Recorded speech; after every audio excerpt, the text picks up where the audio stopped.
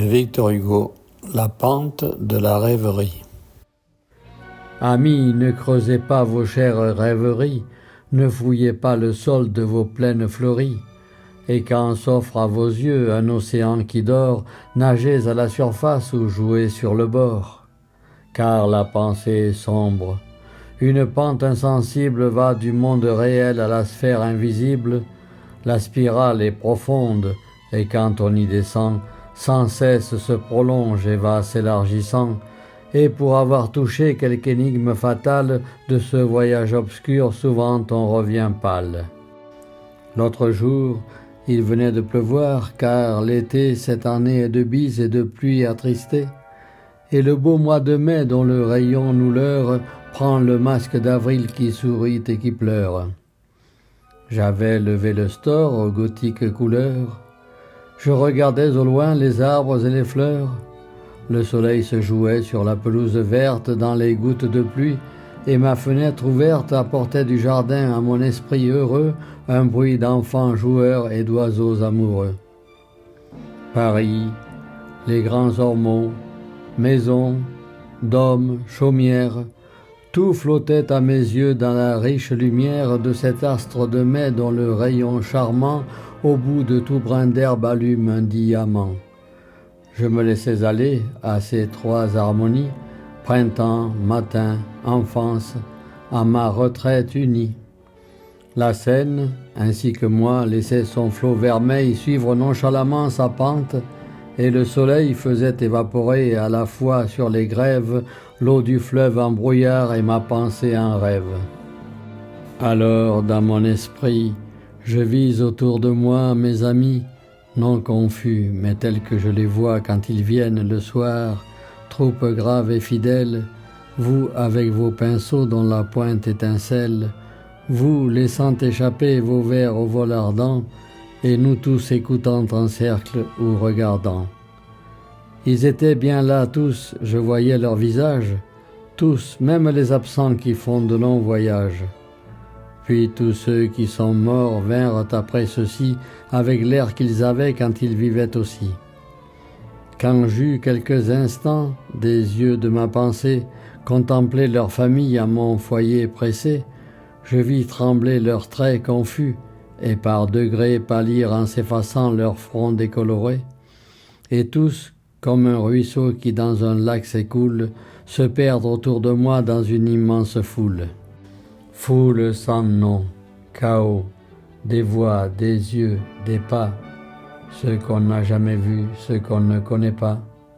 Tous les vivants, cité bourdonnante aux oreilles, plus qu'un bois d'Amérique ou des ruches d'abeilles, caravanes campant sur le désert en feu, matelots dispersés sur l'océan de Dieu, et comme un pont hardi sur l'onde qui chavire, jetant d'un monde à l'autre un sillon de navire, ainsi que l'araignée entre deux chênes verts jette un fil argenté qui flotte dans les airs. Les deux pôles, le monde entier, la mer, la terre, Alpes au front de neige, Etnas aux noirs cratères, tout à la fois, automne, été, printemps, hiver, les vallons descendant de la terre à la mer et s'y changeant en golfe et des mers aux campagnes, les caps épanouis en chaînes de montagnes, et les grands continents, brumeux, verts ou dorés, par les grands océans sans cesse dévorés. Tout comme un paysage en une chambre noire se réfléchit avec ses rivières de moire, ses passants, ses brouillards, flottant comme un duvet, tout dans mon esprit sombre allait, marchait, vivait. Alors, en attachant toujours plus attentive ma pensée et ma vue aux mille perspectives que le souffle du vent ou le pas des saisons m'ouvrait à tout moment dans tous les horizons, je vis soudain surgir parfois du sein des ondes, à côté des cités vivantes des deux mondes, d'autres villes aux fronts étranges, inouïs, sépulcres ruinés des temps évanouis, pleines d'entassements, de tours, de pyramides, baignant leurs pieds aux mers, leurs têtes aux cieux humides. Quelques-unes sortaient de dessous des cités où les vivants encore bruissent agités, et des siècles passés jusqu'à l'âge où nous sommes, je pus compter ainsi 3 étages de Rome. Et tandis qu'élevant leur inquiète voix, les cités des vivants résonnaient à la fois des murmures du peuple ou du pas des armées, ces villes du passé muettes et fermées, sans fumée à leur toit, sans rumeur dans leur sein, se taisaient et semblaient des ruches sans essaim. J'attendais. Un grand bruit se fit. Les races mortes de ces villes en deuil vinrent ouvrir les portes, et je les vis marcher ainsi que les vivants, et jeter seulement plus de poussière au vent.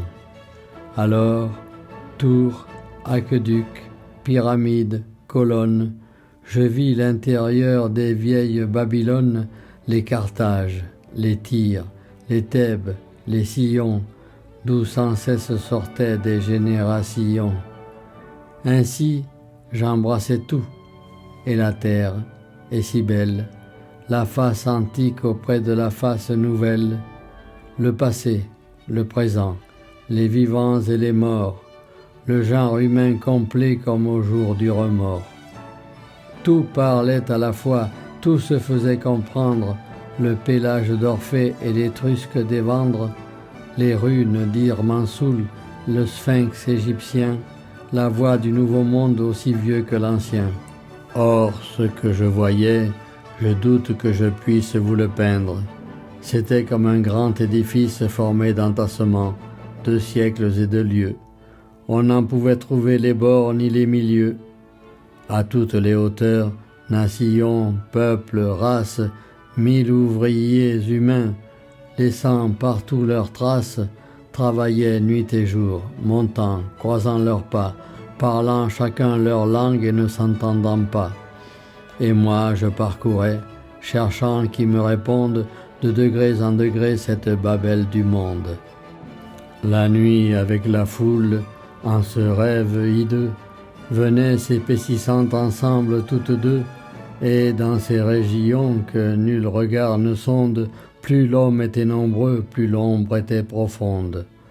Tout devenait douteux et vague, seulement un souffle qui passait de moment en moment, comme pour me montrer l'immense fourmilière, ouvrait dans l'ombre au loin des vallons de lumière, ainsi qu'un coup de vent fait sur les flots troublés, blanchir l'écume ou creuse une onde dans les blés. Bientôt, autour de moi, les ténèbres s'accrurent, l'horizon se perdit, les formes disparurent, et l'homme avec la chose et l'être avec l'esprit flottèrent à mon souffle, et le frisson me prit. J'étais seul, tout fuyait, l'étendue était sombre. Je voyais seulement au loin, à travers l'ombre, comme d'un océan les flots noirs et pressés, dans l'espace et le temps les nombres entassés. Ô cette double mer du temps et de l'espace, où le navire humain toujours passe et repasse, je voulus la sonder, je voulus en toucher le sable, y regarder, y fouiller, y chercher, pour vous en rapporter quelque richesse étrange, et dire si son lit est de roche ou de fange. Mon esprit plongea donc sous ce flot inconnu, au profond de l'abîme il nagea seul et nu, toujours de l'ineffable allant à l'invisible. Soudain, il s'en revint avec un cri terrible, ébloui, haletant, stupide, épouvanté, car il avait au fond trouvé l'éternité.